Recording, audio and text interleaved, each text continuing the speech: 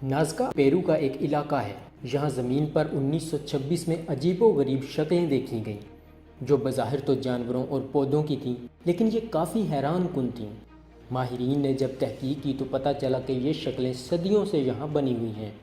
ये शक्लें मुकम्मल उस वक्त दरियाफ्त हुई जब 1930 में पेरू के एक माहिर आसार कदीमा ने जहाज़ के ज़रिए इनको आसमान से देखा, क्योंकि ये शक्लें इतनी बड़ी थीं कि ज़मीन से इनको देखना नामुमकिन था।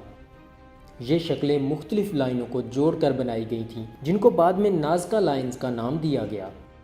नाज़का लाइन्स 3 तरह की हैं, जिनमें कुछ सीधी लाइन्स हैं, कुछ ज्योमेट्री की शक्ल की हैं, जिनमें मुसल्लस और मुस्ततील की तरह की हैं, बिल्कुल ऐसे ही जैसे हम बचपन में ज्योमेट्री से अशकाल बनाते थे। और बाकी जानवरों की शक्लें हैं, जो कुल मिलाकर 300 के करीब शक्लें बनती हैं, जिनमें मकड़ी, हमिंग बर्ड, कैक्टस, कुत्ता, बांदर, छिपकली, इनके अलावा फूल और दरख्त वगैरह भी शामिल हैं। ये लाइंस 12 इंच तक गहरी हैं, जो ज़मीन की ऊपरी परत को हटाकर बनाई गई हैं। कुछ अमरीकी माहिरीन के मुताबिक ये लाइंस खला में किसी खलाई मखलूक को पैगाम देने के लिए बनाई गई हैं, जिनमें कुछ शक्लें तो खला में मौजूद सितारों के झुरमट की तरह दिखाई देती हैं। पहले तो इन शक्लों को एलियन से मंसूब किया जाता था। कहा जाता था कि एलियन ज़मीन पर उतरने के लिए इस इलाके का इंतखाब करते हैं और वो इस इलाके में अपनी सरगर्मी भी कर रहे हैं, और वो ज़मीन पर अपनी सरगर्मियाँ इंसानों से छुप कर रहे हैं। इसीलिए उन्होंने यहाँ के वीरान इलाके का इंतखाब किया।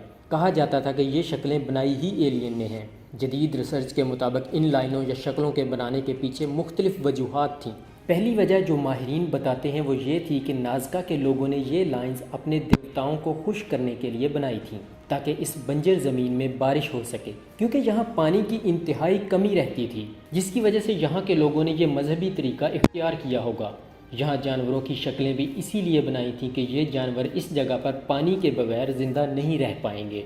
दूसरी वजह जो माहिरीन बताते हैं वो ये थी कि ये सारी शक्लें मिलकर एक मंदिर की तरफ जाने वाले रास्ते को ज़ाहिर करती थीं, जिनके आखिर में उनकी एक बहुत बड़ी इबादत गाह थी, जहाँ वो इबादत किया करते थे। इसलिए उन्होंने रास्ते में भी अपने देवताओं के लिए कुछ शक्लें बनाई थीं।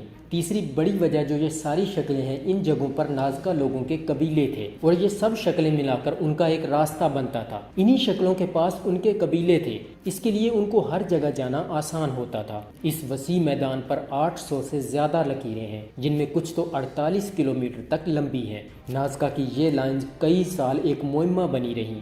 मुख्तलिफ साइंटिस्ट इस पर तहकीक करते रहे, जिससे बहुत से ख्यालात जन्म लेते रहे। यहाँ एक लोकल अजायब घर भी है, जिसमें इन लाइनों के मुतल्लिक जो मालूमात अब तक इकट्ठी की गई हैं वो रखी गई हैं। इन लाइनों को अच्छी तरह सिर्फ हवा से जहाज़ के ज़रिए ही देखा जा सकता है। दीवार चीन के बाद ये दूसरा ऐसा मुकाम है जो चांद की सतह से भी देखा जा सकता है। 80 साल की तहकीक के बाद ये अशकाल आज भी एक मुहिम्मा है, जिनको अब यूनेस्को की तरफ से आलमी सकाफती विरसा के तौर पर नामजद कर लिया गया है, जिस वजह से अब इनकी हिफाजत भी की जाती है। कुछ अर्सा पहले सैलाब की वजह से यहाँ कुछ शक्लों को नुकसान भी पहुँचा था। यहाँ तक कि रोड पर जाते हुए एक ट्रक ड्राइवर ने अपना ट्रक एक शक्ल पर चढ़ा दिया था, जिससे इसके निशानों को काफ़ी नुकसान पहुँचा।